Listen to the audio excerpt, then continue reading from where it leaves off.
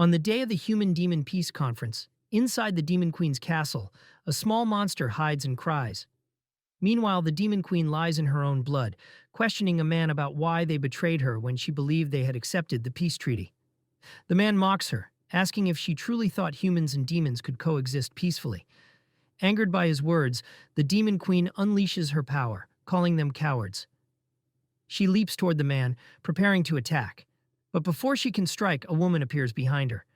The Demon Queen turns, but it's too late. The woman stabs her in the chest.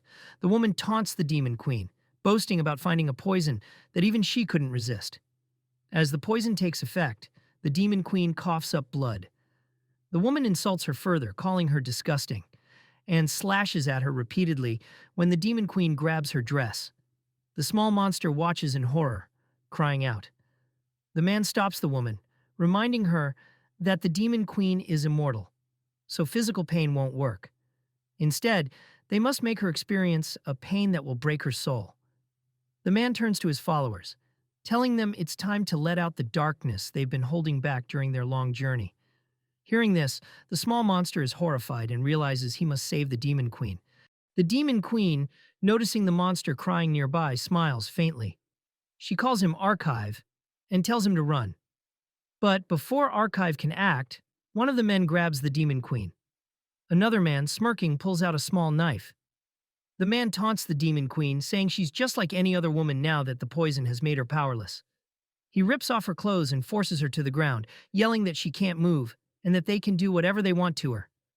As her body is exposed, the man mocks her further, saying that her once fearsome presence is now reduced to nothing.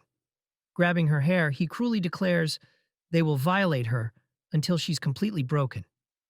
Despite her screams and protests, they proceed to assault her while she cries out in terror.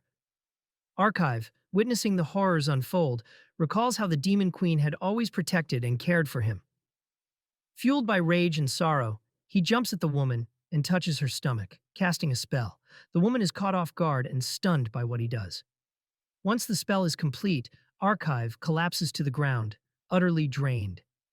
Enraged, the woman cuts off his head while screaming at him to stay out of her way.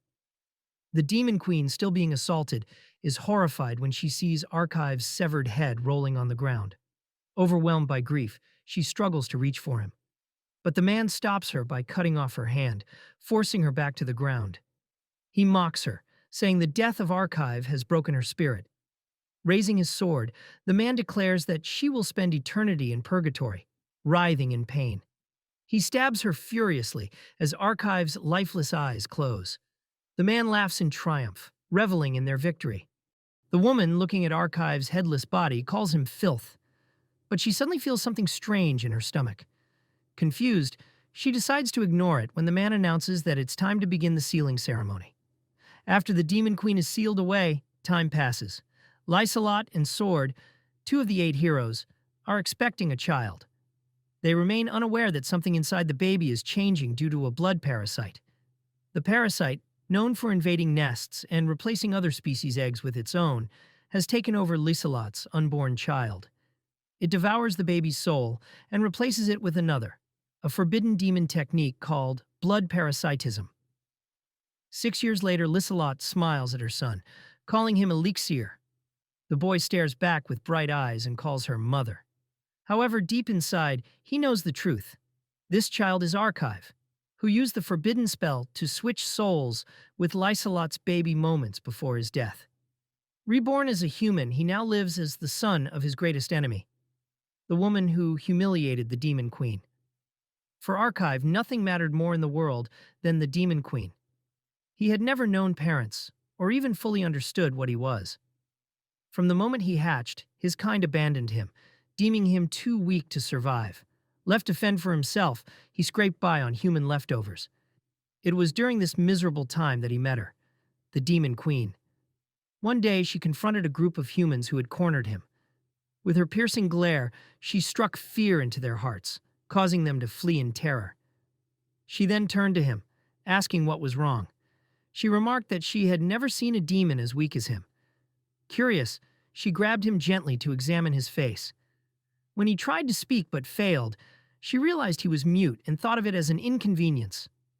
Patting his head, she offered to take him off the streets and care for him.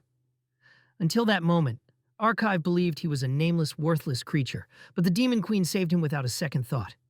Not long after, Archive was sitting on a sofa reading a book.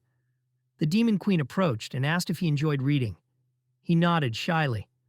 After pausing to think, she clapped her hands and suggested they name him Archive. Confused, he tilted his head, prompting her to explain. She told him that an archive was a place where books and documents were kept, making it a fitting name for someone who clearly loved books as much as he did. When he timidly agreed, she declared playfully that Archive was now his name. Overjoyed, he cheered in excitement. Months later, she asked him if he had ever wondered why she brought him to her castle. Smiling, she teased that it was on a whim. Archive gave her a serious look, which made her laugh nervously. She then admitted the truth. She explained that, as he could see, she had no family. Since her birth, she had lived alone in that castle. She believed herself to be an embodiment of evil, something that had simply appeared there. Unlike other demons or humans, she had no parents or siblings.